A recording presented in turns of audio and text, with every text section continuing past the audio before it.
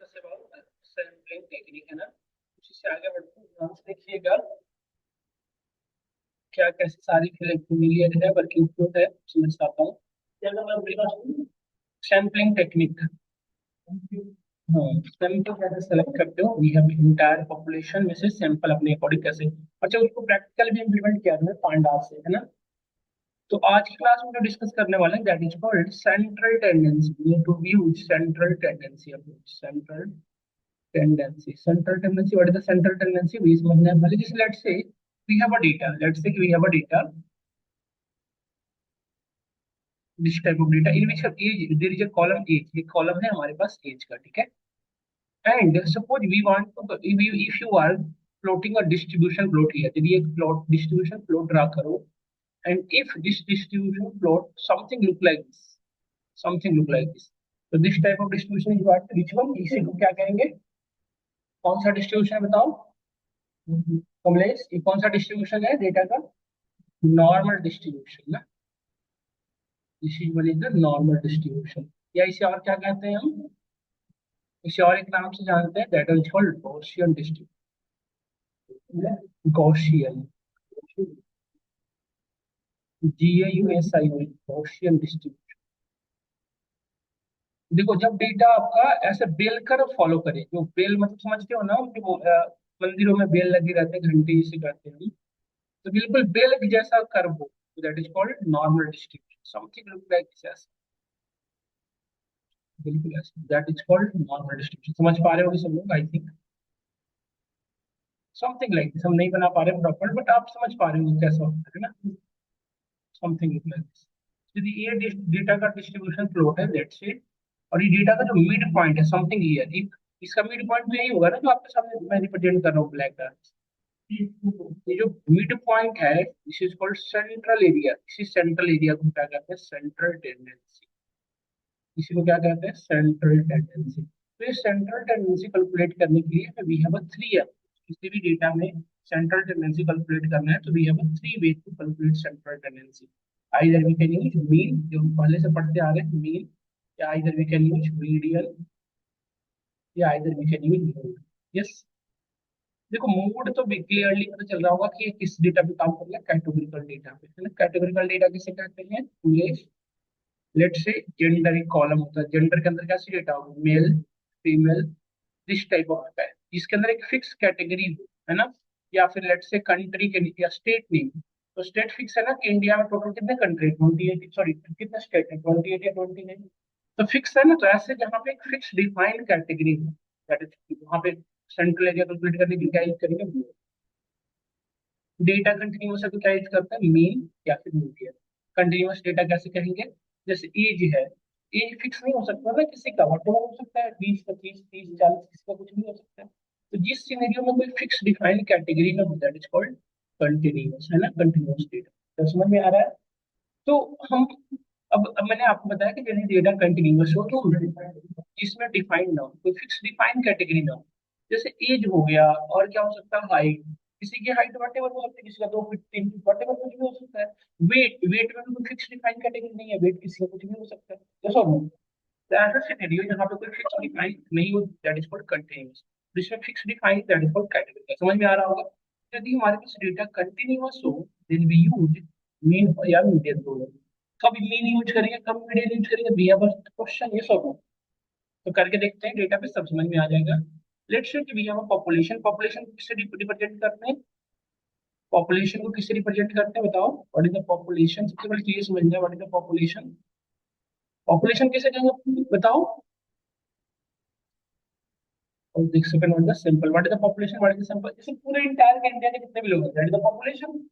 Entire participants of a group या entire participants of a collection is called population. Population को किसे represent कर रहे थे, कैपिटल एन, और सैंपल क्या हुआ, इसी पॉपुलेशन का कुछ पार्ट।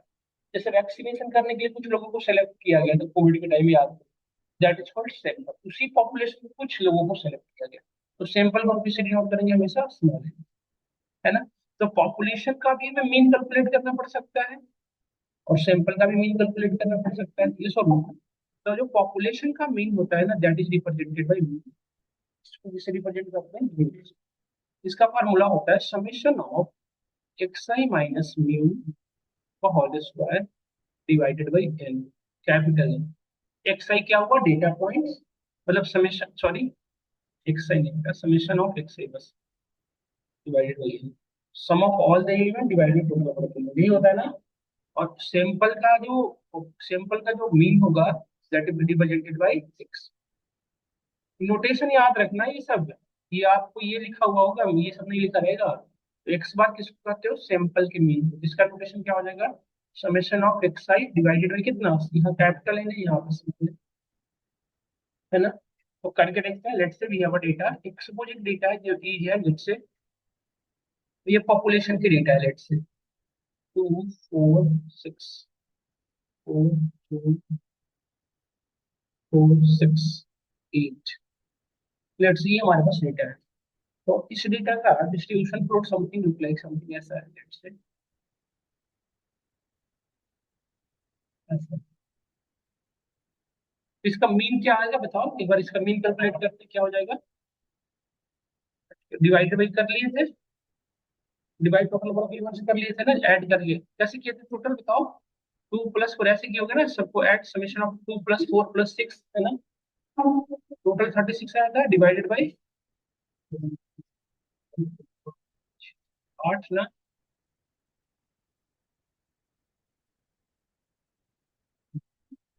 4 पॉइंट समथिंग ना, 4.5 है ना। तो ये हमारा मिड पॉइंट आया है, और हमारा सेंट्रल एरिया क्या आया, 4.5। अब आप नोटिस करो हमारी डेटा जो है सभी के सभी से लेके 8 के बीच में है, तो बिल्कुल सही आ रहा है, 4.5 अप्रोक्सीमेट बिल्कुल सही आ रहा है, ये सब। बट लेट से इसी डेटा में कुछ नई चीजें ऐड हो जाए, लेकिन अभी देखो जैसे इस डेटा के अंदर एक नई डेटा हमने ऐड कर ली,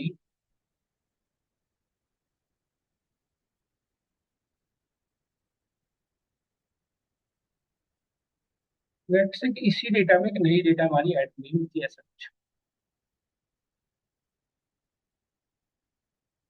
एक नई डेटा ऐड होगी 50, लेट्स से। अब डेटा का डिस्ट्रीब्यूशन अब क्या हो जाएगा इसका म्यू, बताना। भी डेटा का डिस्ट्रीब्यूशन तो समथिंग ऐसा ही रहेगा, कुछ ऐसा दिखेगा, 50 बढ़ा है तो कुछ ना कुछ आगे जुड़ गया होगा ना, सिर्फ ऐसे क्या होगा ये सब। इसका क्या हो जाएगा बताओ, अब 36 + 50 कितना हो जाएगा, 86, 86/9 यही ना। इसको अगर 9 × 1 = 9, 9 पॉइंट समथिंग, 9.5 अप्रोक्सीमेट। अब देखो पहले डेटा मैं, अब एक चीज बताओ, मैक्सिमम डेटा 2 से 8 के बीच में, सिर्फ एक डेटा 50 है, इस वजह से हमारा डेटा का डिस्ट्रीब्यूशन 4.5 की जगह में क्या बताने लग रहा है, 9.5। यार इसकी ना डिस्प्ले जो है ना, मैं करा तो हूँ, ये होता नहीं है, और जितना करूंगा ना उतने और ये बेकार होते जाएंगे, क्लास हमारे अगर डिस्टर्ब होगी। ठीक है, ठीक होता है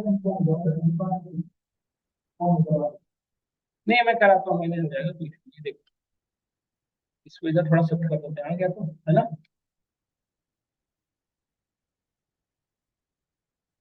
बस तो आ गए देखो, है ना। अब देखो आप ये समझाना चाह रहे हैं कि पहले हमारा देखो म्यू कितना था, पहले हमारा म्यू कितना था, 4.5, हमारा म्यू पहले कितना था, 4.5 था। बट एक डेटा पॉइंट की वजह से कितना ज्यादा राइट शिफ्ट करते देख रहे हो ना। और जबकि क्या ये सही है, मतलब डेटा का जो मिड पॉइंट क्या बताता है, तो ये 4.5 बेसिकली क्या रिप्रेजेंट करता है, यही बता रहा है ना कि 50% डेटा इधर है और 50% डेटा इधर है, ये बता रहा है ना actually, कि जो हमारा मिड पॉइंट है उससे 50% डेटा लेफ्ट साइड है और 50% राइट साइड, इक्वली डिस्ट्रीब्यूटेड है।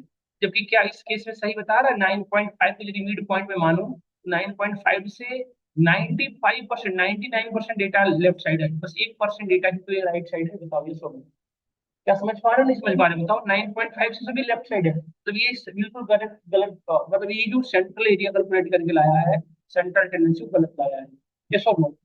ये ऐसा क्यों हुआ कमलेश, बताओ ये ऐसा क्यों हो रहा है, क्योंकि एक डेटा पॉइंट की वजह से, तो दिस इज कॉल्ड आउटलायर, इसको क्या कहते हैं, व्हाट इज आउटलायर, यदि पूछा जाए कि what is outlier, that is a completely different from entire distribution. पूरी डेटा हमारी 2 से 8 के बीच में थी, बट एक डेटा जो इस बिल्कुल आउट ऑफ रेंज है, दैट इज कॉल्ड, समझ में आया।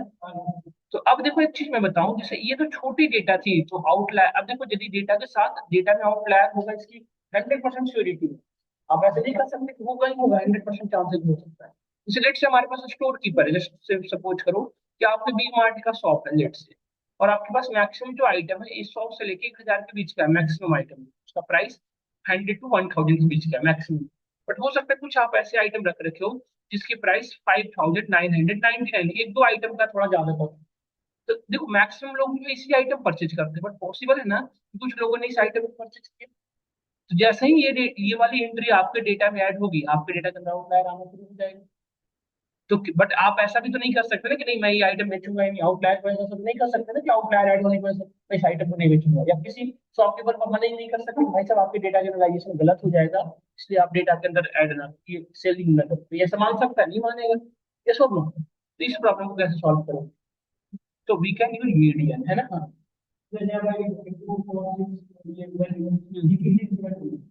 लेट से कुछ भी हो सकता है ना, जैसे एक एज है, जैसे एज तो हमारे पास कुछ डेटा है, जैसे किसी बच्चे की, किसी कॉलोनी बच्चों का एज मैंने बना रखा है, जैसे हाँ ये डेटा हमारे पास ऑलरेडी होगी, जैसे इसमें हो सकता है 2000 5000 1000 1500 ऐसे, जैसे सेल की डेट सेल्स में मार्केट में, तो सेलिंग जिसने परचेज जिस पर्टिकुलर पर्सन ने जितने रुपए की परचेजिंग की उसकी अकॉर्डिंग आपको डेटा आएगी नहीं। हाँ ये सब कुछ करना पड़ता है, अभी बताएंगे इसका यूज क्या है, आगे पढ़ेंगे, अभी जस्ट अभी बता, इसका मेन क्यों पढ़ रहे हो अभी मैं आइडिया दे रहा हूँ, उसको पढ़ने की नीड क्यों है सो समझाता हूँ। तो आपने क्या देखा, एक चीज नोटिस करो, क्या देखा कि यदि डेटा के अंदर मिड डेटा के अंदर यदि आउटलायर नहीं था, there is no any outlier if your data, then we can use which one, mean. देखा ना, हम क्या यूज करेंगे यहाँ पे? Mean, central area find out करने के लिए, सेंट्रल टेंडेंसी फाइंड आउट करने। पर डेटा के अंदर यदि आउटलायर है तो हमारा म्यू बिल्कुल गलत हो जाएगा। ये सब ना, तो हम मीडियन कैलकुलेट करके चेक करते हैं। ये बताया था ना कि आप यदि डेटा कंटिन्यूअस हो तो या तो आप मीन यूज कर सकते हो या तो आप मीडियन, दोनों यूज कर सकते हो। तो आपने क्या देखा कि मीन कब हेल्प कर रहा है प्रॉपर तरीके से, जब डेटा के अंदर कोई आउटलायर, पर ये डेटा के अंदर जैसे ही आउटलायर था है तो हम मीडियन कैलकुलेट करके देखते हैं क्या सिनेरियो आता है। देखो इसमें डेटा जो है 4.5 है, तो आउटलायर ऐड होने की वजह से छूट होगा ना, तो 5 या 5.5 थोड़ा बहुत आगे बढ़ा होगा या थोड़ा बहुत पीछे होगा, ऐसा नहीं कि बिल्कुल इतना ज्यादा शिफ्ट कर दे। तो मीडियन कैलकुलेट करते हैं, मीडियन की फार्मूला क्या होता है जानते हो? What is the formula median? Median का फार्मूला क्या होता है? मीडियन का फार्मूला क्या होता है प्लीज? मीडियन का फार्मूला होता है कि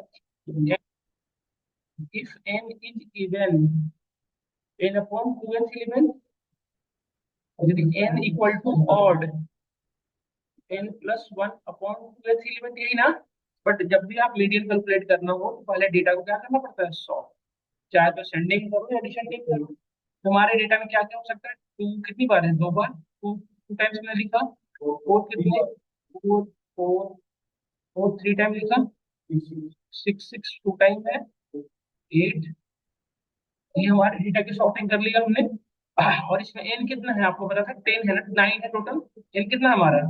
1 2 3 9 है ना? 9 क्या हुआ हमारा?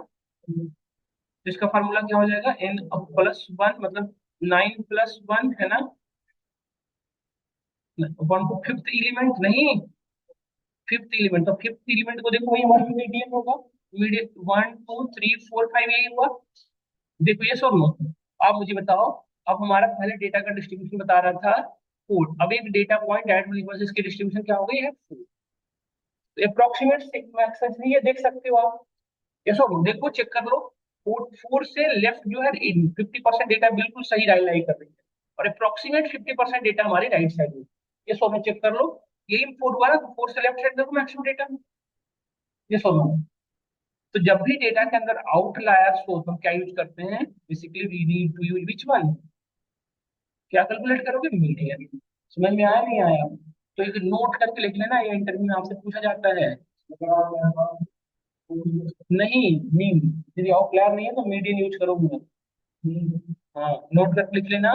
If our data have no any outlier, if our data have no any outlier,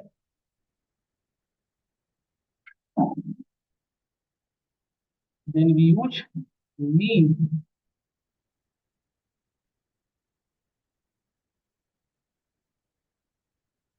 then we use mean for finding the central tendency, है ना? Central tendency. और ये केस वन हुआ, ये लिख लेना आप, ये स्टडी केस पढ़ रहे हो, ये केस वन है, तुमने देखा प्रूफ करके इंटरव्यू के सामने आप दिखा भी सकते हो ये चीजें। और केस टू, इफ और डेटा है आउटलायर, बस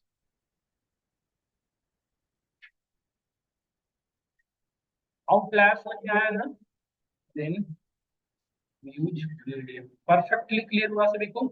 अब ये पढ़ क्यों रहे हैं ये समझना इंपॉर्टेंट है कि हम मीन मीडियम कैलकुलेट क्यों कर रहे हैं। जो ये जस्ट 50 नहीं हो सकता, ये -50 भी हो सकता है, बड़ी वैल्यू भी हो सकता है, बहुत छोटी वैल्यू भी हो सकती है। अभी हम पढ़ेंगे उसके लिए आउटलायर डिटेक्शन। तब भी फिर एक रेंज में आ जाए, यदि 50 70 60 मल्टीपल डेटा आते हैं रेंज में आते सारे, फिर आउटलायर नहीं रहा ना वो। लेकिन सर ये भी बोलेगा नहीं होगा, यदि 8 से बहुत ज्यादा कंडीशन देखो, 50 के बाद से नंबर आ रहा है 50 70, वो सारे आउटलायर हैं। जैसे 8 के बाद होगा 10 12, वैसे वैल्यू बढ़ती बढ़ती बढ़ती बढ़ती तब रेंज में आती है। 8 के बाद डायरेक्टली 50 पे जंप हो रहा है, 50 के बाद 50 70 पे, तो सारे आउटलायर, आउटलायर हो गया। हाँ, इस अकॉर्डिंग आउटलायर। और यदि 50 70 मल्टीपल वाली डेटा हो जाता है, जैसे कि ये डेटा 20% होती है छोटी वैल्यू रेंज, और फिर 50 70 80 इस तरह से लेके 50, तो फिर वो डेटा हो जाता है, ये आउटलायर। हाँ, क्योंकि वो यदि एक सपोज करो, जैसे मैं ये कहना चाह रहा हूँ कि आपकी जो छोटी डेटा होती है वो 20% डेटा जो है, वो 20% डेटा वो छोटी अमाउंट की है, मतलब 2 से 6, और 80% जो डेटा है हमारी उसमें आ गई है 50 70 80 90। तो जो मेजोरिटी रेंज में होगा ना वो हमारा डेटा बन जाएगा एक्चुअल, और जो छोटी डेटा हो जाएगी वो हमारे लिए क्या हो जाएगा। तो आउटलायर में सब बड़ी वैल्यू होगी ऐसी कोई श्योरिटी नहीं है, छोटी वैल्यू भी हमारी आउटलायर होती है। जैसे सपोज करो हमारे पास मैक्सिमम डेटा 100 से 200 के बीच की है, या 100 से 1000 के बीच की है ना, मैक्सिमम डेटा जो है हमारी 100 से 1000 के बीच की है लेट से। और कुछ डेटा जो है बिल्कुल ही छोटी है, जैसे कुछ लोग है जो बिल्कुल 10 रुपए के आइटम, इस रेंज के अकॉर्डिंग ये तो बिल्कुल छोटा हो गया। हमेशा ऐसा नहीं सोचना है कि आउटलायर बड़ी वैल्यू नहीं होती है, आउटलायर हमारी मतलब जो पूरे डिस्ट्रीब्यूशन से डिफरेंट हो गया ना आउटलायर। हाँ, वो हमारा आउटलायर हो गया। तो हम पढ़ेंगे भी आउटलायर डिटेक्ट करने के लिए हम यूज करते हैं बॉक्स प्लॉट, और बॉक्स प्लॉट हमें ड्रा करने के लिए हमें पढ़ना पड़ता है 5 नंबर्स। अभी पढ़ते हैं एक एक करके, तो एक एक करके डिस्कस करेंगे। देखो ये जो आप एक चीज मेरा मोटो अभी समझाने का ये है कि हम ये जो सेंट्रल टेंडेंसी फाइंड आउट कर रहे हैं इसका मेन यूज क्या है, इसका मेन यूज क्या है। सेंट्रल टेंडेंसी जैसे हमने मीन मीडियन पढ़ा, और हमने ये डिस्कस किया अपने जस्ट डेटा पे रिसर्च के अकॉर्डिंग, यदि हम डेटा पे मीन, यदि डेटा के अंदर आउटलायर नहीं हो तो मीन यूज करेंगे, डेटा के अंदर आउटलायर है तो मीडियन यूज करेंगे। बट इसका यूज क्या है, what is the special use. तो इसका यह स्पेशल यूज है बेटा नल वैल्यूज हैंडलिंग के लिए, specially we use this one for null value handling. Null value handle करने के लिए इसका यूज करते हैं। कैसे करते हैं सो बताता हूँ, नल value handling.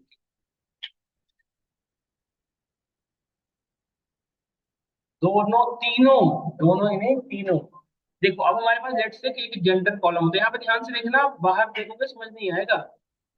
As height weight just देखो, आप यहाँ पे देखो 3 तरह की डेटा है हमारे पास, दिख रहा होगा आप सभी को, और एक हमारे पास कॉलम है जेंडर का।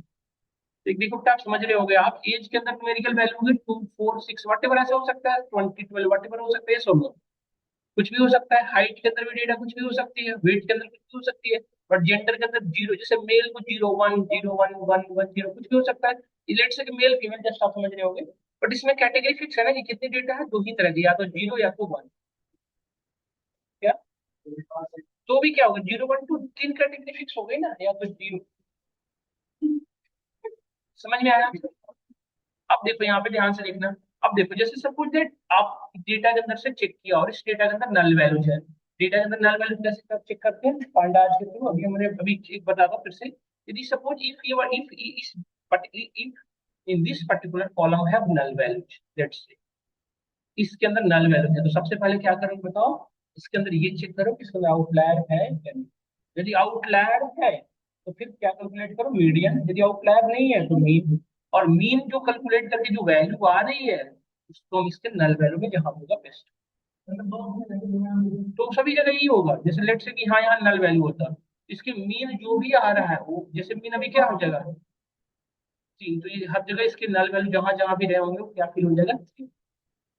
एक रिसर्च के अकॉर्डिंग जब भी हमारे डेटा के अंदर नल वैल्यू को सबसे पहले क्या चेक करेंगे कि यदि न्यूमेरिकल है तो मीन मीडियन, यदि कैटेगरी जैसे जेंडर के अंदर होता है नल वैल्यू, हम क्या करते हैं इसका क्या कैलकुलेट करते हैं, जैसे सपोज इसके अंदर नल वैल्यू होता है तो क्या कैलकुलेट करते हैं हम, सीधा मोड, कुछ कर परेशान होने की नीड नहीं है, पूरे कॉलम का क्या कैलकुलेट करते हैं, मोड। मोड की जो भी मोड किसका फॉर्मूला क्या होता है, what is the formula of mode, most frequent item, या है ना, ये कह सकते हो जो सबसे ज्यादा बार एग्जिस्ट करता है ना, तो जो सबसे ज्यादा बार वैल्यू आ रही है उसको हर जगह फिल करो।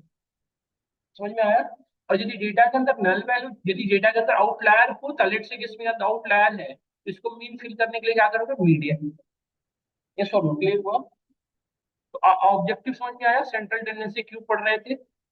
अभी क्वेश्चन होना चाहिए था आप सभी के एंड से कि आप भरभरी तो आप कह रहे हो कि डेटा के अंदर से आउटलायर्स होगा तो हम यूज करेंगे मीडियन, आउटलायर नहीं होगा तो, बट आउटलायर कैसे चेक करेंगे, क्योंकि बड़ी ये जो डेटा है वो 10 डेटा थोड़ी होगी, ये 3 रो तो थोड़ी ना होंगे, ये तो 10 लाख रो होंगे, 10,000 हो सकते हैं, तो मैन्युअली थोड़ी चेक कर पाओगे कि कहाँ पे नल है कहाँ पे नहीं है, ये सब। तो we need to find out outlier, सबसे पहले हमें क्या करना पड़ेगा, आउटलायर डिटेक्ट करना पड़ेगा कि हमारे डेटा में आउटलायर है या नहीं। तो आउटलायर डिटेक्शन बेसिकली पढ़ना है कि आउटलायर कैसे डिटेक्ट करूँ, हाउ टू डिटेक्ट आउटलायर, इसको हम प्रैक्टिकली इंप्लीमेंट कर देंगे जस्ट 5 मिनट के अंदर। Outlier detection we are discussing about outlier detection.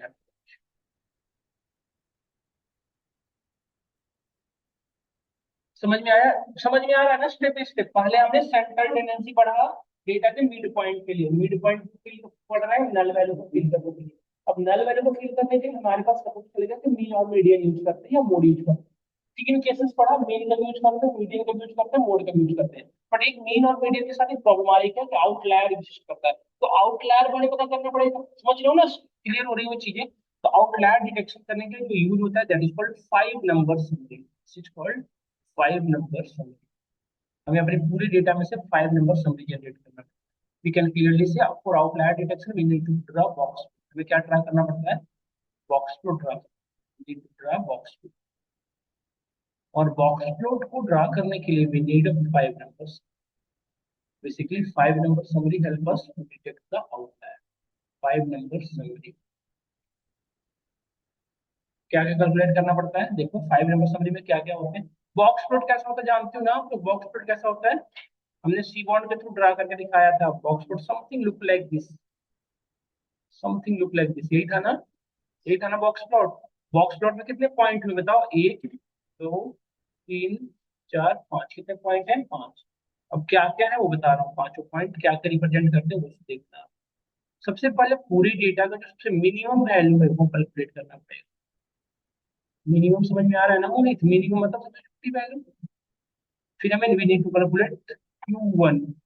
Q1 क्या होता है, फर्स्ट क्वार्टाइल। Q1 क्या होता है, फर्स्ट, इसको कहा जाता है फर्स्ट क्वार्टाइल।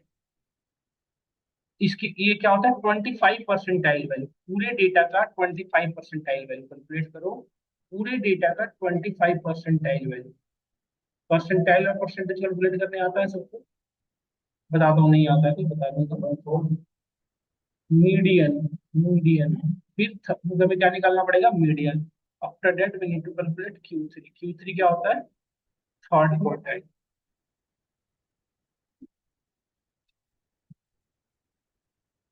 थर्ड क्वार्टाइल किसे कहते हैं, 75 परसेंटाइल वैल्यू, 75 परसेंटाइल वैल्यू, ठीक है। और last one is the max. ये चीज समझ में आया, we need to calculate 5 things. तो देखो इसमें मैं बता देता हूँ, ये हमारा मिनिमम होता है, ये पॉइंट हमारा क्या है, मिनिमम। ये हमारा Q1, ये हमारा मीडियन, ये हमारा Q3 और ये हमारा मैक्स। समझ में आया नहीं आया, सब बताओ। तो मिनिमम कैलकुलेट करना सबको आता है, मीडियन कैलकुलेट सबको आता है, मैक्सिमम सबको आता है। परसेंटाइल कैलकुलेट करना हमें आता है। परसेंटाइल कैसे कैलकुलेट करते हैं, इसको कैलकुलेट करने के लिए, इसे कैलकुलेट करने के लिए हमें पहले नीड है परसेंटाइल कैलकुलेट करना, जब इधर कर पाओगे।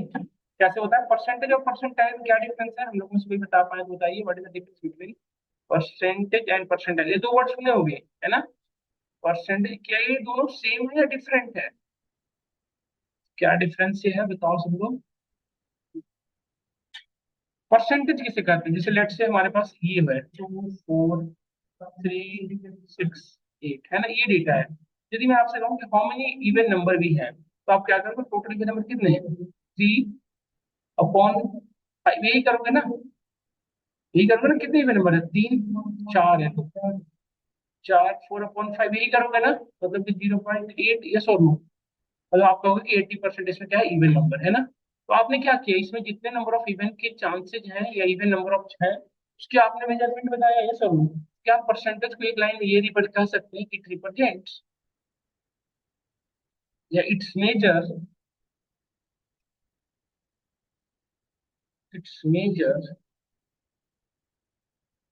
द इवेंट अकरेंसेज, ये हमारे इवेंट के अकरेंसेज को मेजर करता है क्या, यस और नो बताओ, अकरेंसेज, यस और नो। परसेंटेज बेसिकली क्या कर रहा है, आपके जो इवेंट्स हैं तो उसकी मेजर कर रहा है, क्योंकि परसेंटाइल क्या करता है, सो सुनिए। आपने सुने होंगे क्या कि कोई कैट, या आपने सुना होगा जेई मेंस का पेपर दिया, जेई मेंस में आई थिंक नहीं होता ये चीज परसेंटाइल, है ना, तो कैट वगैरह में होता है ज्यादा, कैट में और गवर्नमेंट जितने भी एग्जाम्स होते हैं वहां पे होता है। जैसे किसी ने 80% मार्क्स स्कोर किया, मतलब वो 80% लोग जो है उससे बिलो है। यदि किसी ने 80% स्कोर किया है, तो उसका उससे 80% लोग क्या है, बिलो, नीचे है ना। तो बेसिकली यदि हमें परसेंटाइल को डिफाइन करना चाहे तो आप ये कह सकते हो, it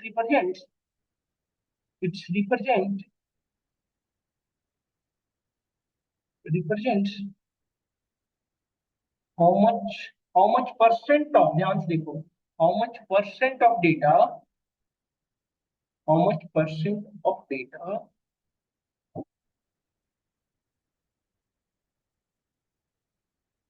below from that point, उस पॉइंट से कितने बिलो है, मतलब पीछे, आया समझ में। तो इसको कैलकुलेट कैसे करोगे, परसेंटाइल इक्वेशन क्या होता है, जैसे लेट से, देखो परसेंटाइल में ना ये दो तरह के क्वेश्चंस होते हैं, राही दूं या रहने दो, परसेंटाइल करा दो, फिर फॉर्मूले से बता दूं, या फिर मैंने आता है थोड़ी बहुत, ये प्रैक्टिकल तो हो ही जाएगा यार, 5 मिनट की लाइव नहीं हो तो 1 मिनट में करके भेजेगा। मैथमेटिकल थोड़ा जानना चाहिए, चलो करा ही देता हूँ मैथमेटिकल, क्योंकि पता चले डेटा एनालिस्ट है और हमें परसेंटाइल का इक्वेशन नहीं जानता, बात करने वाली बात हो गई ना। जैसे लेट से कि डेटा है हमारे पास, कुछ भी ले लो, जस्ट मैं छोटी डेटा इसलिए लेता हूँ तुम्हारे कैलकुलेशन आसान पड़े, इसलिए मैं इस डेटा को ले रहा हूँ। जैसे हमारे पास ये डेटा, लेट सकता है ये डेटा है। अब यदि मैं बोलूँ कि what is the percentile rank of, मतलब what is the rank of 75%, किसी ने 75% मार्क्स स्कोर किया तो उसकी रैंक क्या होगा, है ना। क्वेश्चन ये था कि what is the percentile ranking, rank पूछ रहा हूँ, परसेंटाइल रैंकिंग ऑफ 75 परसेंटाइल,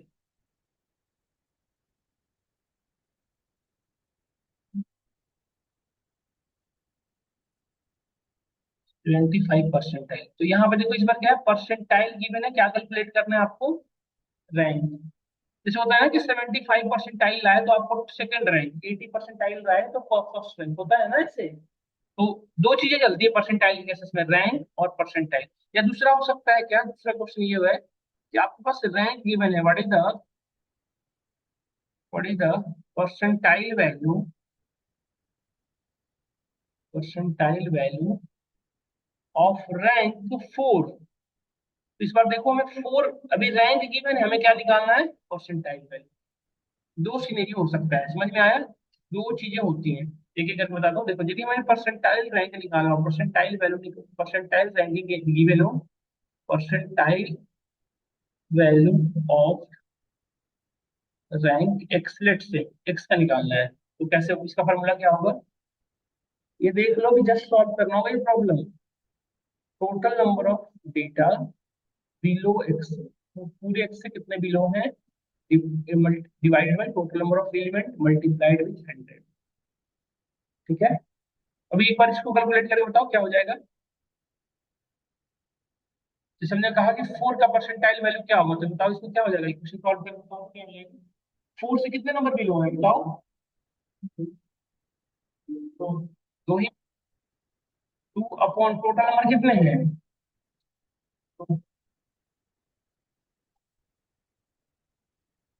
कितना हो जाएगा बताइए सब लोग। हम्म 200 ÷ 9 कितना कर लो ना फोन से, अभी तो फोन चला रहा था इंस्टाग्राम, अब नहीं चला रहा बिल्कुल। देखो ना कितना हो रहा है, 1.22 ना। तो यदि किसी ने रैंक स्कोर लाया है, मतलब उसकी उसने परसेंटाइल कितना स्कोर कर पाया है, 20, मतलब 20% लोग उससे बिलो है। ये सुनो, क्योंकि दो है तक बिलो, दो ही तो है, देखो ना अब है। समझ में आया नहीं है बताओ। और जस्ट अपोजिट होता सेकंड वाला सिनेरियो, यदि हमारा परसेंटाइल रैंकिंग निकालना होता है, बेटा ध्यान से समझ में आ रहा है ना, percentile ranking of of x, और परसेंटाइल रैंकिंग निकालना है इस वैल्यू, तो एक्स, इसका क्या हो जाएगा देखो, परसेंटाइल जो गिवन है, percentile divided by 100 into n+1, एथ एलिमेंट, इसको समझिएगा, हम यहाँ पे लिख देते हैं एथ एलिमेंट। ये जो वैल्यू आएगी वही नहीं होगा, वो उसको देखना पड़ेगा। तो अभी देखो हमें क्या कैलकुलेट करना था, 75% निकालना था ना, नहीं दिया था, तो 75 ÷ 100, 75 ÷ 100 इंटू एन कितना था, 9 आपने बताया था, तो डिवाइड इंटू 10 हो जाएगा, +1 करने पे सीधा लिख रहा हूँ, तो ये कट गया। अरे सॉरी सॉरी सॉरी, पेन होगा ना, मैं हैंडल नहीं हुआ, 7.5, 7.5 एलिमेंट है ना, तो अब 7.5 यहाँ पे देखो, बट 7.5 देखने से पहले इसको सॉर्ट करना होगा ना पहले आपको। सॉर्ट कर लो, टू टू दो बार है, फोर कितनी बार है,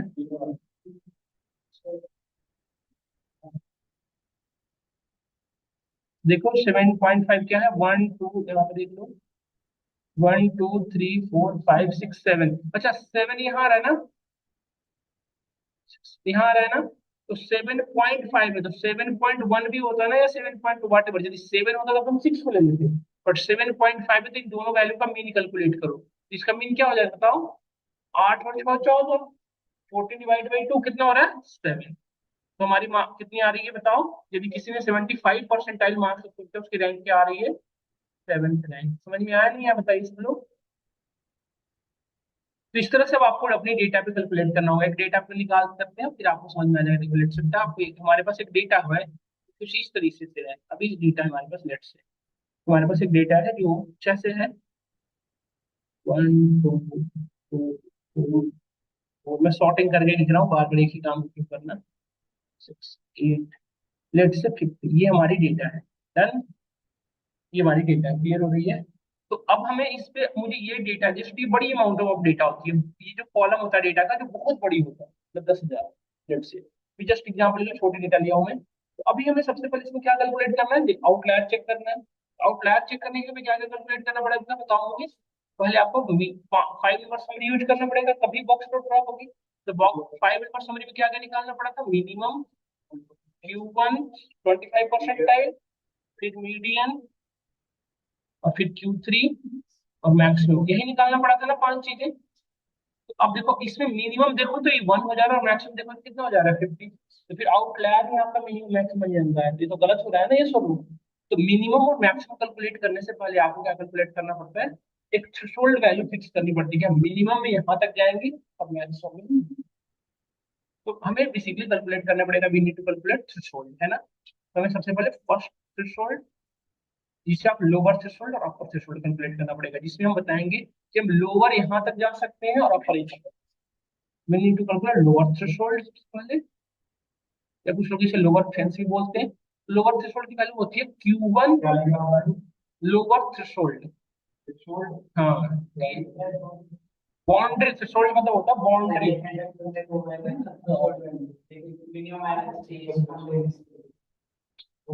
अरे अभी कुछ बात समझो, इतना नहीं, बाउंड्री समझो कि बाउंड्री, ये 10th में नहीं पढ़े ना बढ़िया से, इसी वजह से दिक्कत होती है। थ्रेशोल्ड लगा, पहली बार सुन रहा है भारत तो। थ्रेशोल्ड लोअर थ्रेशोल्ड क्या होता है Q1, देखो Q1 minus 1.5 into IQR। IQR क्या होता है इंटर क्वार्टाइल रेंज। IQR कैसे कैलकुलेट करोगे Q3 माइनस Q1। Q3 कैसे कैलकुलेट करोगे समझ में आ गया होगा, Q1 कैसे समझ में आया। ये हो गया लोअर थ्रेशोल्ड। अपर थ्रेशोल्ड का फॉर्मूला क्या हो जाएगा देखो, अपर थ्रेशोल्ड का फॉर्मूला क्या हो जाएगा Q3, क्या है ये ड्रामा, ये टेक्निकल चीजें परेशान ये कभी कभी। अपर थ्रेशोल्ड का फॉर्मूला क्या होगा Q3 प्लस 1.5 इंटू आई। नहीं, चलो कैलकुलेट करते हैं लोअर थ्रेशोल्ड। सबसे पहले पहले क्या कैलकुलेट कर रहा हूँ इसके लिए, लोग इसमें लोअर थ्रेशोल्ड कैलकुलेट करने के लिए क्या क्या जरूरत है बताओ। Q1 की और IQR की। नहीं, और IQR कैलकुलेट करने के लिए किस की मत करना पड़ेगा ये दोनों, मतलब हमें Q1 और Q3 सबसे पहले निकालना चाहिए ये सब। Q1 निकाल बताओ क्या आएगा वैल्यू, और Q3 बताओ फटाफट बताओ तो क्या हो जाएगा Q1 और Q3 की वैल्यू क्या आएगी। Q1 क्या हो जाएगा 25% आएगी ना, 25/100, यही तो पढ़े थे फार्मूला ऊपर में, इंटू n+1। इन कितना है हमारा 9+1 10, सीधा मैं यूज कर रहा हूँ 10/100 कितना हो जाएगा 2.5 एलिमेंट। और इसका क्या हो जाएगा 7.75/100, क्योंकि 75% होता है ना। ये हो गया 7.5 एलिमेंट। क्या होगा इसके 2.5 का कौन सा हो जाएगा बताओ। ये 2+2 4/2, तो 2 हो गया इसका आउटपुट। तो इसका क्या हो गया 1 2 3 4 5 6 7, 7.5, ये तो बिल्कुल इसका 7 आ गया। और IQR कितना आ गया बताओ, Q3 माइनस Q1 ना, 7 - 2 कितना हो जाएगा 5 आ गया। अब देखो मिनिमम, अब हमें मिनिमम कहाँ तक जा सकते हैं बताओ। मिनिमम आप कहाँ तक जा सकते हो 2 तक, और मैक्सिमम कहाँ, मैक्स मिनिमम कहाँ तक, सॉरी अभी तो ये कैलकुलेट हुआ है ज्यादा गड़बड़ हो जाएगा। अब इस फार्मूले पे रखते देखो, फार्मूला क्या, अब इस पे रखो लोअर थ्रेशोल्ड की वैल्यू कितनी आ रही है। अब लोअर थ्रेशोल्ड कैलकुलेट करो LT, लोअर थ्रेशोल्ड की वैल्यू क्या हो जाएगी बताओ Q1, Q1 कितनी थी 2 माइनस 1.5 इंटू IQR कितना है 5। कितना सॉल्व करके आएगा बताओ 2 माइनस 1.5 इंटू 5 कितना होता है। मल्टीप्लाई ही तो कर रहा हूँ पहले, इस दोनों को मल्टीप्लाई करो कितना हो जाएगा 1.5 770, देख लो मल्टीप्लाई करके। और -2 करोगे तो कितना हो जाएगा माइनस -5.5 है ना। कैसे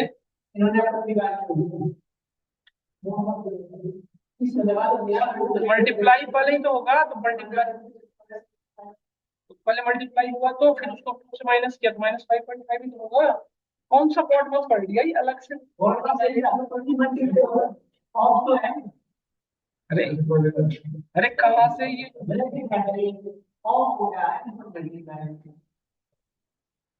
आप परसेंट छोड़ का बताओ क्या हो जाएगा 7 माइनस 1.5 इंटू 5, ये कितना हो जाएगा बताओ। ये प्लस होता है, ये प्लस होता है ना, 14.5 ये आ गया। तो देखो ये आप लोअर कहाँ तक जा सकते हैं सबसे, यदि हम मिनिमम कहाँ तक सिलेक्ट कर सकते हैं -5.5 तक, और अपर कहाँ तक सिलेक्ट कर सकते हैं 14.5 तक। समझ में आया नहीं आया। हम मिनिमम कहाँ तक जा सकते हैं, ये लोअर थ्रेशोल्ड क्या बता रहा है कि आप मिनिमम यहाँ तक आ सकते हो, और मैक्सिमम कहाँ तक जा सकते हो 14.5 तक। क्लियर कट आइडिया लगा लगा नहीं लगा बताओ। तो अब अपने डेटा पे आ जाओ, अब मिनिमम कहाँ तक सिलेक्ट कर सकते हो -5.5 तक। तो -5.5 से पहले क्या मिल रहा है आपको 1, 1 से लोअर कोई वैल्यू नहीं, तो हमारी मिनिमम क्या हो जाएगी 1। Q1 हमने कैलकुलेट कर रखा था, Q1 की वैल्यू क्या आई थी 2। मीडियन इसका क्या हो जाएगा बताओ, मीडियन फटाफट कर लो 9+1, टोटल 9 था ना, 9+1 10, 5 फिफ्थ एलिमेंट, फिफ्थ एलिमेंट कौन है 1 2 3 4 5, ये 4 है ना। Q3 कितना हमने लाया था 7। और मैक्सिमम कहाँ तक जा सकते हो लो बताओ, मैक्सिमम क्या होगा इसके अकॉर्डिंग बताओ। मैक्सिमम 14.5, तो हमारे में मैक्सिमम कहाँ तक जा सकते हो 14 में। 14.5 तक जाने के लिए क्या मिल रहा है 8, इसको तो सेलेक्ट कर ही नहीं सकते ना, मैक्सिमम है। तो हम यहाँ पे हमारा वैल्यू क्या हो जाएगा, मैक्सिमम 8। क्लियर हुआ सबको, नहीं हुआ बताओ। तो इन पांचों चीजों के भी यहाँ पे बॉक्स पर ड्रा करो। तो बॉक्स पर यदि हम ड्रा करें तो हमारा बॉक्स पर कुछ ऐसा दिखेगा, देखो। लेट्स से 0, 2, 4, 6, 8 और 10 ऐसी डेटा है लेट्स से। तो इसमें क्यू मिनिमम हमारा क्या हो जाएगा, 1, ये वाला वैल्यू आ रही है मिनिमम, है ना। Q1 कितना है तो बेटा 2, ये वाली वैल्यू है ना। और फिर मीडियन कितना है हमारा 4, Q3 कितना है 7, यही ना। और ये हमारा मैक्सिमम हो गया 8। इन सब 5 पॉइंट आ गए। इन 3 पॉइंट को बीच वाले को मैच करा दो इसको ऐसे। इसके बाद जो डेटा व्यू तो हो रही है वो क्या आपके लिए आउटलायर है। ये जो डेटा इस बॉक्स के अंदर जो डेटा है वो आपकी रियल डेटा है, मतलब वो आपकी रेंज की डेटा है। बाहर की डेटा है वो क्या है आपकी आउट। इतनी बातें समझ में आई हम सभी को, यस और नो। कमलेश, अब इसको प्रैक्टिकल इंप्लीमेंट कर लो। तो अब देखो, सबसे पहले डेटा के अंदर नल वैल्यू के लिए सबसे पहले क्या चेक, यदि हमारे डेटा के अंदर नल वैल्यू है तो उस नल वैल्यू को फिल करने के लिए सबसे पहले क्या समझना पड़ेगा, वो डेटा की कैटेगरी कैसे। यदि डेटा कैटेगरिकल न्यूमेरिकल है तो फिर क्या चेक करना पड़ेगा, वो कि डेटा हमारी कंटिन्यूअस है तो देखना पड़ेगा क्या कि डेटा हमारी आउटलायर है या नहीं। यदि आउटलायर है तो क्या यूज करोगे, मीन। यदि आउटलायर नहीं है तो क्या यूज करोगे। बिल्कुल क्लियर हुआ। अब इसकी इम्प्लीमेंटेशन देख लेते हैं प्रैक्टिकली। ये थ्योरेटिकली पार्ट था, इतना थ्योरी स्ट्रक्चर पढ़ा आपने। तो भी वो आउटलायर होगा बेटा, देखो। जैसे देखो, हम माइनस में कहाँ तक जा सकते हैं, -5.5। -5.5 तक की डेटा जो हमारी मतलब प्लॉट की डेटा है, -5 से भी लोअर होता कोई वैल्यू वो आने वाली है आउटलायर। और मैक्सिमम कहाँ तक जा सकते हो आप, 14.5 तक सिलेक्ट करो। 14.5 से जो बड़ी डेटा आपकी इस रेंज के अकॉर्डिंग जो आ रही है, इस रेंज के अकॉर्डिंग, वो क्या है उसके लिए आउटलायर ना हो तो मीन यूज करो, फिर परेशानी ही नहीं है। फिर तो मीन कैलकुलेट करके फिल कर दो अपने नल वैल्यू। नहीं, बट आउटलायर ना हो ऐसा पॉसिबल नहीं है। अभी कर देंगे ना, देखो ना अभी। अभी कर देंगे ना, 1 सेकंड में भी देखो। Just implement this one via Python.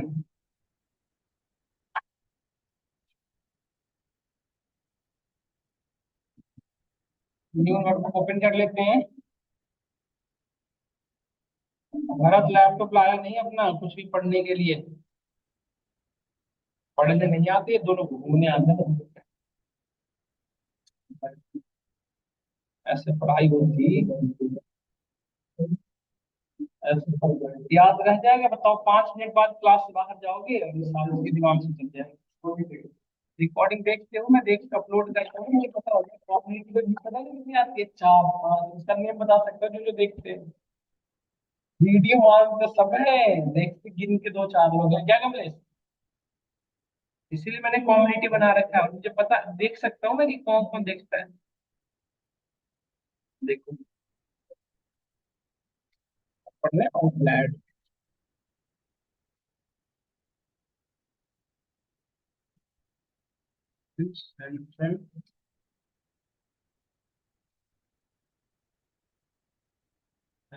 ठीक है। अब देखो, अब हम देखो अब हमारे पास ना एक डेटा, पहले आपको डेटा दिखा दूं। हमारे पास एक डेटा, देखो ऐसी डेटा है, देखिए। बात नहीं कर, अरे।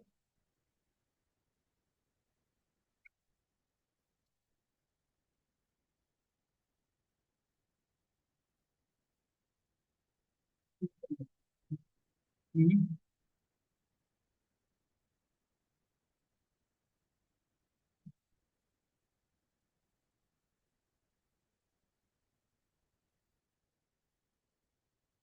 देखो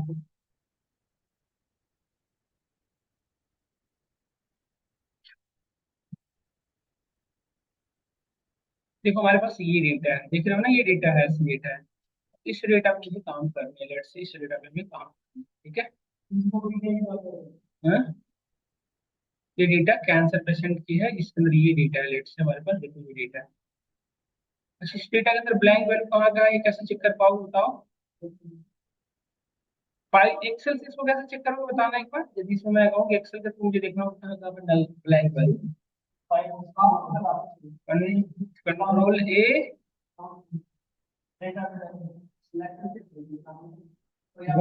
अरे कैसी बातें कर रहा है, गो टू स्पेशल और blanks, very no cell where, blank है ही नहीं, है ना। चेक करके दिखाता हूँ, 2-3 मिनट नल वैल्यू डाल देता हूँ,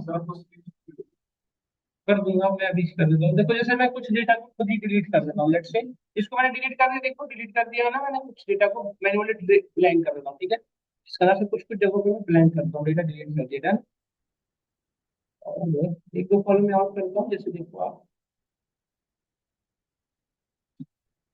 ये जो डेटा है इसके अंदर भी डेटा डिलीट कर दें, लेट्स से देखो अब इस डेटा के अंदर ब्लैंक वैल्यू कैसे हाईलाइटेड करो, डेटा के अंदर ब्लैंक वैल्यू आ गई है, तो पूरे डेटा को control C control G special, go to special, यहाँ से ब्लैंक सेलेक्ट करो, ये बता रहा है हाईलाइटेड हो बता रहा है, तो ये डेटा हमारी जो बता रहा है क्या है, ब्लैंक वैल्यू डन। तो अब इस डेटा को मुझे हैंडल करना है, कंडीशनल फॉर्मेटिंग से ब्लैंक वैल्यू कैसे मैसेज जाएगा, हाईलाइटेड ब्लैंक से, तो उससे ब्लैंक होगा ना, सिर्फ हाईलाइटेड होकर दिखाएगा थोड़ी हमें, वो तो बस व्यू करना पड़ेगा, स्क्रॉल डाउन करके चेक करना पड़ेगा कहाँ कहाँ रेड कलर। इसमें क्या होगा कि एक्शन नहीं पाओगे। इससे क्या फायदा बताओ, कंट्रोल ए कंट्रोल जी और स्पेशल, ब्लैंक को हाईलाइटेड कर दिए हमने, देखो ब्लैंक हाईलाइटेड हो गया ना, देखो अब जो वैल्यू जिसको लेट से मुझे 1 लिखना है तो 1 लिखा, और कंट्रोल इंटर दिया, देखो जितनी ब्लैंक वैल्यू थी सब मिल गई। देखो जहां जहां ब्लैंक वैल्यू थी सभी में आउटपुट आ गया ना, देखो अब यदि मैं कंट्रोल ए कंट्रोल जी और स्पेशल में जाके देखो तो there is no any blank value. अब देखो बता रहा है, अभी जब था देखो दिख रहा है ना, दो सेल वैल्यू। कंडीशनल फॉर्मेटिंग से हम देख तो पाएंगे, बट हम देख के क्या करेंगे, एक्शन लेना है ना, क्या देख के मैन्युअली फिल कर पाओगे उसमें, वैल्यू नहीं कर पाओगे। तो ये देखो यहाँ पे हमारी ड्रैग अंदर नल वैल्यू है, क्लियरली यहाँ पर चल गया है कि हमारी ड्रैग अंदर अब इसको अपलोड करते हैं यहाँ से, इसे पाइथन से हैंडल करना है। तो पहले इस डेटा को यहाँ पे अपलोड करो, अपलोड करने के लिए क्या करते हैं देखो आप,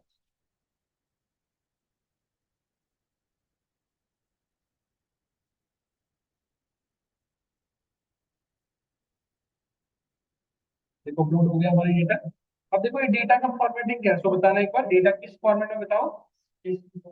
तो सीएस देखो डेटा को रीड करने के लिए हमें we need to use pandas diagram. हम सबसे पहले पांडास को क्या करते हैं, इंपोर्ट करते हैं, लिखिए यहाँ पे इंपोर्ट पांडास, है ना। और एक और लाइब्रेरी यूज कर लो, हमने फ्लोटिंग करने के लिए हमने पढ़ा था, देख दीजिए भैया, इंपोर्ट कीबोर्ड एसएनएस एसएनएस, ये दो लाइब्रेरी हमने ड्रा कर ली, इसमें काम आएंगे। एक लाइब्रेरी और यूज कर लो, इंपोर्ट कीबोर्ड एप, ठीक है, ये लाइब्रेरी इंपोर्ट कर लिया। अब इस डेटा को सबसे पहले रीड करना है, डेटा को कैसे रीड करें बताओ, इसका फॉर्मेटिंग कैसे, सीएसवी उसकी यहाँ पे लिखोगे, देखो PF is equal to PD, क्या है हमारा पांडाज का अल्टरनेटिव नेम, पीडी डॉट, अब ध्यान से देखना यदि ये सीएसवी में है तो रीड सीएसवी लिखते हैं, यदि ये एक्सेल एक्स में होता तो रीड एक्सेल है ना।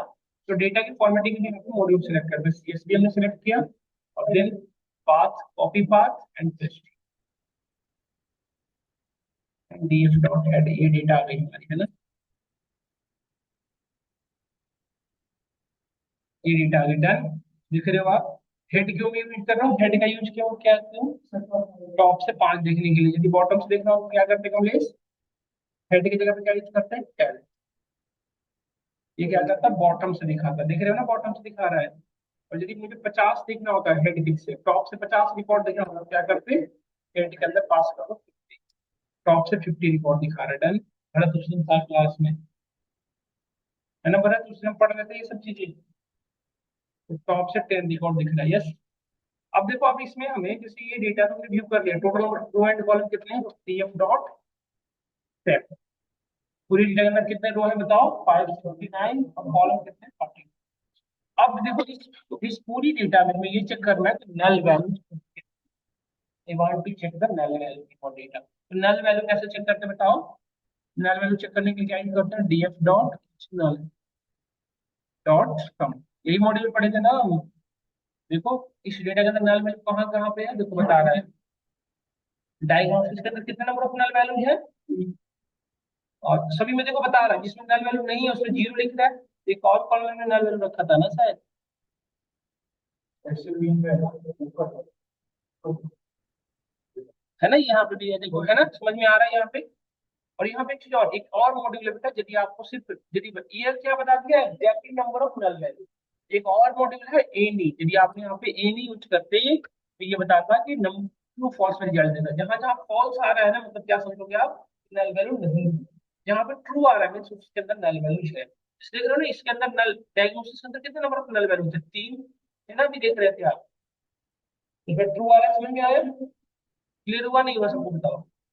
तो अब इस नल वैल्यू को हमें हैंडल करते हैं। नल वैल्यू को जब तक फील नहीं करोगे, ना तो मशीन लर्निंग यहाँ पे मॉडल लग पाएगा और ना डेटा की डायग्नोसिस, डेटा की एनालाइजेशन हो पाएगी। सबसे पहले ये पता तो चल गया, इस कॉलम के अंदर नल वैल्यू जो ओरिजिनल नल वैल्यू है पता चल तो गया।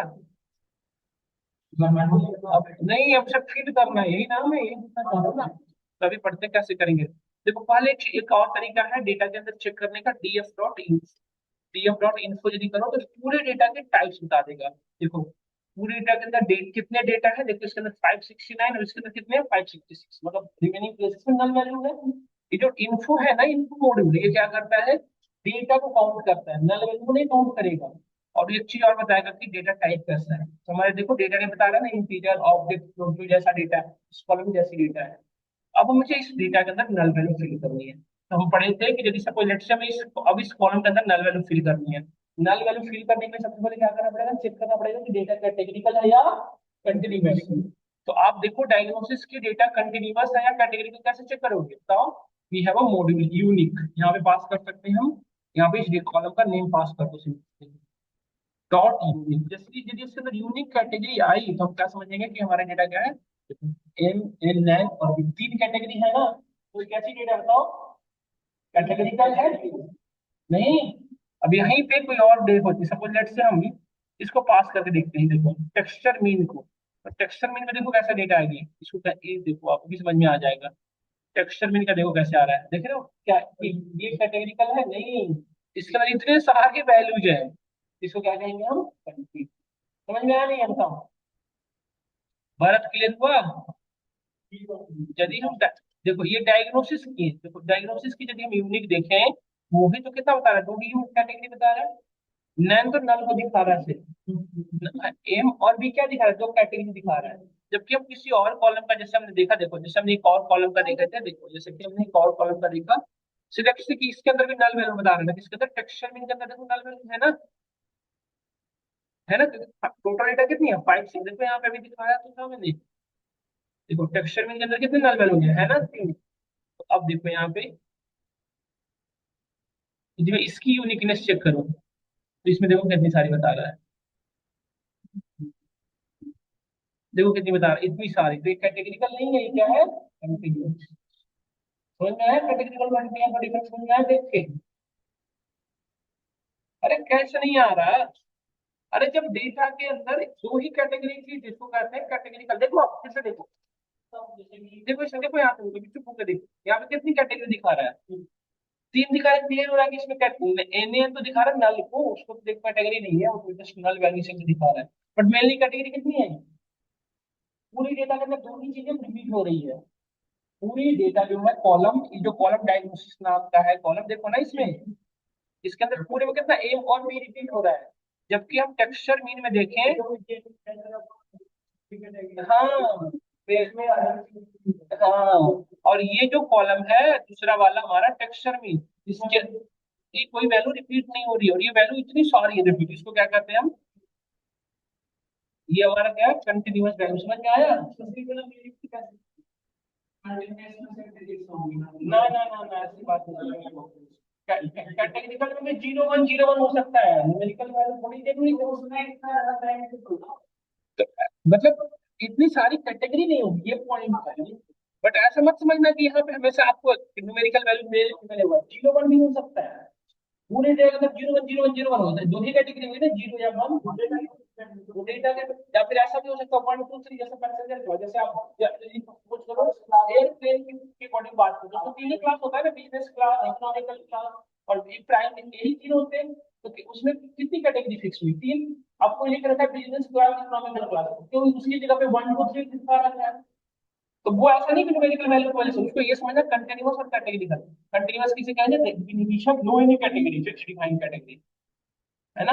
तो अब हम क्या करेंगे बताओ, अब हमें क्या करेंगे, नेक्स्ट स्टेप क्या परफॉर्म करेंगे? अब हमें पता चल गया कि ये जो पहले डायग्नोसिस के अंदर जो हमें डेटा फिल करनी है, ये अब हमें पता चल गया कि इसके अंदर कैटेगरिकल डेटा है, और इसलिए ये क्या है, कैटेगरिकल है, और इसके अंदर नल वैल्यू फिल करना। तो क्या करेंगे बताओ? सिंपल, कैटेगरिकल के अंदर तो कोई कंसर्न नहीं था, मोड कैलकुलेट करो और फिल कर दो। कैटेगरिकल डेटा के अंदर क्या था, अभी पढ़े थे ना वैसे। हाँ, तो कैटेगरिकल डेटा में क्या करोगे, मोड कैलकुलेट करो। तो इसका मोड क्या आएगा बताओ? इसका मोड कैलकुलेट करना है तो कैसे कैलकुलेट करोगे? Simple dot mode. इस कॉलम का मोड देखो, ये बता दिया फटाफट। इसका मोड क्या है? बी। और बी सही बता रहा है या नहीं, ये चेक भी कर सकते हो आप। डॉट वैल्यू काउंट बता देगा कि ये कितनी बार कौन रिपीट हुआ है। देखो बता रहा है बी कितनी बार रिपीट हुआ है, 200 355 बार। एम कितने बार आया, 200। जो सबसे ज्यादा बार आया था वही तो हमारा होता है। तो तो बी हमारा क्या बन रहा है, मोड, है ना? समझ में आया? अब ये जो बी है, इसको हमें कहाँ फिल करना है? जो हमारे नल वैल्यू है। कैसे करोगे फिर, देखो आप, इसके लिए एक मॉड्यूल होता है डीएफ। किस कॉलम में फिल करना है, उस कॉलम का नेम। तो किस कॉलम में फिल करना है, डायग्नोसिस के अंदर। तो dot fill N A module है। यहाँ पे जो वैल्यू फिल करना है उस वैल्यू को दो। तो या तो आप डायरेक्टली बी लिख दो, ठीक है, एक तरीका तो ये है। एक तरीका ये है कि आप ये फार्मूला से कैलकुलेट किए थे ना मोड, इसको कर दो यहाँ पे जी हो जाए, तो एग्जैक्टली वैल्यू आ जाएगा आपके। मोड इंडेक्स नंबर बताया ना, जैसे ये जो है अभी जो दिखा रहा है, ये क्या बता रहा है, कॉलम का नेम। हमें सिर्फ वैल्यू डालनी है ना, ये रो और ये इतनी सारी वैल्यू थोड़ी डालनी है। हाँ, तो हमें इंडेक्स नंबर 0 की वैल्यू सिर्फ चाहिए। हमने हमें क्या डालना है, बी। तो या तो आप मैन्युअली यहाँ बी लिख दो, या चाहो कि हो सकता है कल को डेटा हमारी फिर से नहीं अपडेट हो, तो उसके अकॉर्डिंग चेंज होगा। इसके लिए बेटर क्या रहेगा यूज करना, हम फार्मूला लगा देंगे कि जब भी डेटा में नई वैल्यू ऐड होगी तो उसके अकॉर्डिंग ऑटोमेटिकली क्या कर लेगा, कैलकुलेट कर लेगा। अदरवाइज यदि बी लिखोगे तो क्या दिक्कत होगी कि आपको बार बार मैन्युअली आगे चाहिए। और ये वैल्यू कहाँ पे फिल करनी है, जहाँ पे in place equal to true आ रहा है। जहाँ पे नल वैल्यू क्या लिखा हुआ आ रहा था, ट्रू, याद करते हैं ना? बस इस कोड को रन करा दो, इक्वल टू क्लिक।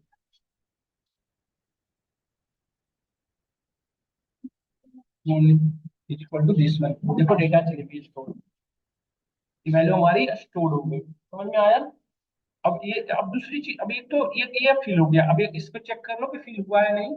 इसके लिए क्या यूज कर सकते हो, देखो आप, df डॉट original डॉट सम। तो अब हम वो क्या करते हैं कि डायग्नोसिस में क्या बताएगा बताओ? देखो बेटा, जीरो बताने, अरे ये तो उल्टा ही हो गया, उल्टा ही गड़बड़ी वाली लाइन चल गई। इक्वल टू नहीं लिखना था। देखो इसको फिर से दिया स्टार्ट, यहाँ से चला लो, फिर से फटाफट एक मिनट में। देखो अब देखो, अब इस कोड के बाद हमारी डायग्नोसिस के अंदर नल वैल्यू कितनी बता रही है, फिल हो गया नल वैल्यू ना ऑटोमेटिकली उसके अंदर। अब बचा क्या है बताओ, टेक्सचर में। टेक्सचर में क्या था बताओ, कंटिन्यूअस वैल्यू। इसका क्या चेक करना पड़ेगा आपको, बॉक्स प्लॉट। पहले पहले आउटलायर चेक करोगे ना, क्योंकि कंटिन्यूअस वैल्यू को क्या देखना पड़ता है, आउटलायर है या नहीं। यदि आउटलायर है तो मीडियन, नहीं है तो मीन। तो अब ड्रा करो आउटलायर, बॉक्स प्लॉट ड्रा करने के लिए क्या यूज करते हैं, एसएनएस डॉट बॉक्स प्लॉट। इसमें बॉक्स प्लॉट ड्रा करना बताओ, डीएफ ऑफ टेक्सचर मीन पे ना।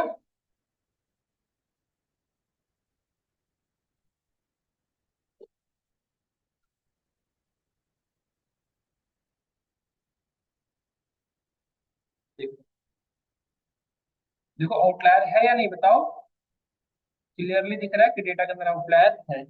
अब इस डेटा का क्या कैलकुलेट करेंगे, मीडियन, और वो फिल करेंगे। तो मीडियन कैलकुलेट करने के लिए क्या करते थे बताओ, सिंपली मीडियन कैलकुलेट करने के लिए क्या यूज करेंगे। आप देखो वहां पे कितने सारे फॉर्मूला लग रहा था, यहाँ मीडियन कैलकुलेट करने के लिए लिखोगे डॉट मीडियन, बस अपने आप ही कैलकुलेट कर। मीडियन क्या बता रहा है, 18 पॉइंट समथिंग। तो इसको कहाँ पे फिल करना है, नल वैल्यू। फिर वही सेम तरीका, नहीं ये वाले कॉलम में फिल करना है। तो DF of texture name dot fill N A, क्या फिल करना है बताओ, इस वैल्यू को। तो या तो इस वैल्यू को लिख दो या इस फार्मूले को लिख दो, जो बट फार्मूला लिखोगे तो डायनेमिक रहेगा, ज्यादा बेटर रहेगा। और in place is equal to, बस देखिए फिल हो गया। अब चेक कर लो कि फिल हुआ है नहीं हुआ है। Regional dot any. एनी की जगह पे क्या लगा सकते हो आप? We can use sum. देखो बेटा, हो गया ना ये सब लोग? नल वाली बिल्कुल जीरो हो गई, नहीं हुई? बताओ। अरे बात ही क्यों कम लग जाता है जब मेन पॉइंट होता समझ में? क्लियर हुआ नहीं हुआ बताओ? तो इस तरह से। बट एक चीज बताऊं, देखो अब नल वैल्यू हैंडल करने का एक और तरीका होता है बेटा, देखो समझो ध्यान से। जब डेटा के अंदर दो तीन नल वैल्यू होते हैं ना, ये तो मैं समझाने के लिए किया, दो तीन नल वैल्यू होते हैं तो इसको फिल करने की जरूरत नहीं है। क्यों? इसको डायरेक्टली क्या करो, डिलीट कर दो। यदि 20% से ज्यादा डेटा नल वैल्यू या 5%, ओवरऑल क्या माना जाता है, यदि पूरे डेटा का 5% से ज्यादा नल वैल्यू है तब उसको फिल करो। पांच, यदि डेटा को फिल नहीं करोगे तो क्या लॉस हो सकता है बताओ? देखो डेटा के नल वैल्यू को फिल करने, हैंडल करने का दो तरीका है। एक तो जहां नल वैल्यू, उस रो को डिलीट करो सीधे। जहां जहां नल वैल्यू है लेट से, उसको क्या करो, डिलीट करो। तो नल वैल्यू को डिलीट करोगे तो पूरी की पूरी रो जाएगी या पूरी की पूरी कॉलम, है ना? तो यदि सपोज हमारे 200, पूरी डेटा के अंदर 200 रो होते लेट से, और 20 प्लेसेस में नल वैल्यू होती, तो यदि आप डिलीट करते तो 20 रो डिलीट हो गई ना। बट आप देखो, यदि सिर्फ एक सिंगल सेल की वजह से बाकी का रिकॉर्ड भी आप डिलीट कर रहे हो, इससे क्या हो रहा है, डेटा लॉस हो रहा है। तुम डेटा लॉस कोई भी कंपनी एक्सेप्ट नहीं करती, तो हमें डेटा को क्या करना पड़ेगा, हमेशा फिल करना पड़ेगा। अरे तो देख के पता चलता है, पांच टोटल डेटा कितना, 569। 569 कितने नंबर ऑफ नल वेल, तीन, तो कितना हो गया, अगर 1-2% तो है। ऐसे नहीं पता चलेगा कि एक सिंगल। ये चीज समझ में आई? और दूसरी तरीका क्या है, दूसरा क्या है, देखिए डेटा के अंदर नल वैल्यू है, उसको ध्यान से। जैसे एक तुमने कहा कि 5% से कम नल वैल्यू है तो उसको डिलीट कर दो, मैं यदि 5% से ज्यादा है तो उसे फिल करो। फिल करने के लिए हमारा कॉन्सेप्ट को फॉलो करूँ। बट नेक्स्ट नेक्स्ट स्टेटमेंट सुनना मेरी बात। यदि सपोज दैट कि हमारे पास जो डेटा था उसके अंदर 80% या 50% से ज्यादा नल वैल्यू है, 50% से ज्यादा, अप्रोक्स 70% या 80% नल वैल्यू है, उसको फिल करोगे ना यदि मीन मीडियन मोड लगा के, डेटा और ज्यादा मिसगाइड हो जाए। ऐसा क्यों? बिल्कुल ऐसा क्यों हो जाएगा, क्योंकि जैसे सपोज करो, ये समझो, मोहित या आप देखना भरत, जैसे सपोज 0101 था। अब सपोज दैट कि हमारे पास जीरो जो था वो मतलब 20 टाइम था, और वन जो था 100 टाइम था लेट से, तो हमारा मोड क्या है, वन। और जहां जहां ब्लैंक वैल्यू था आपने वन को फिल कर दिया, तो पूरी डेटा में मैजिनिटी किसकी आ जाएगी, मैजिनिटी में कौन आ गया, वन। और जीरो कहाँ चला गया, मैजिनिटी में। तो हमेशा जब जनरलाइजेशन करोगे तो किसको सही बताया जाएगा, वन को। क्या ये सही था? नहीं। तो सिर्फ नल वैल्यू हम मीन मीडियन और मोड पे भी यहाँ पे जजमेंट नहीं करेंगे, अमाउंट ऑफ नल वैल्यू भी यहाँ पे जज करेंगे। यदि 1-2% नल वैल्यू है तो बेटर क्या, उसको डिलीट कर दो। बट यदि 5% से ज्यादा है तो तुम फील करो, फील करने का ये अप्रोच फॉलो करो। बट यदि 60% से ग्रेटर नल वैल्यू, तो फील करने की जरूरत नहीं। समझ में आ रही है?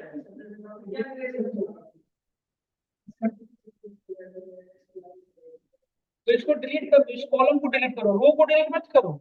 जैसे सपोज दैट यहाँ देखो, जैसे हमने देखा क्या कि हमारी जो एज कॉलम है इसमें 70% नल वैल्यूज है, 70% नल वैल्यूज है, तो इस कॉलम को डिलीट करो, रो को डिलीट करो बेटा, तो इसके रिस्पेक्ट में बाकी के डेटा भी जाएगी ना। तो जिस कॉलम के अंदर null value row wise check करते हैं, कॉलम वाइज चेक करते हैं, रो वाइज, तो null value column wise check होता है, हर एक कॉलम का अपना इंडिविजुअल होता है नल वैल्यू, तभी तो उसके अकॉर्डिंग फिल करोगे।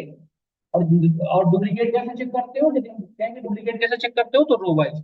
यदि ये पूरी की पूरी रो, सुनना ध्यान से, पूरी की पूरी रो सेम रिपीट हो रही है तब ना डुप्लीकेट करते हैं। तो डुप्लीकेट कैसे चेक करते हो, रो वाइज। और नल वैल्यू कैसे चेक करते हो? समझ में आया नहीं आया? तभी तो कॉलम वाइज इंडिविजुअली चेक करना पड़ रहा है कि डेटा का टाइप क्या है, कैटेगरी क्या है, ये सब नो। क्लियर हुआ बिल्कुल ऐसे?